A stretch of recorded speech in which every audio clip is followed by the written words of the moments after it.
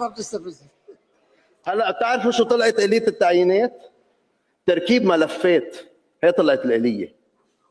رولان خوري بحسب القضاء والمحققين وكل المتعاطين بالملف ما عليه تهمة فساد، قال شو عليه؟ خطأ إداري.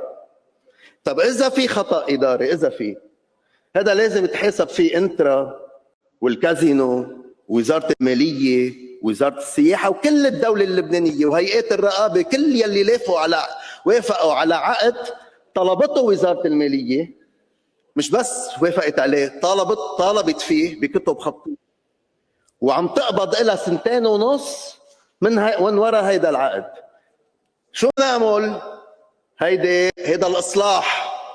منروح منلاحق الشرعي يلي عم بفوت على خزينة الدولة 90 مليون دولار بالسنة، وعم بفوت من الباتنج اونلاين 35 مليون دولار، ومنترك المش شرعي سارح. ليه؟ تيرجع يجي المش شرعي يحط ايده على السوق. هيدا شو جريمته رولان خوري؟ انه ما عمل صندوق اسود. بدهم يردوا الصندوق الاسود والسوق السوداء، والا منشيله. لا مش منشيله، خيي فيك تشيله، في اصول لتشيل مدير، تبعوها.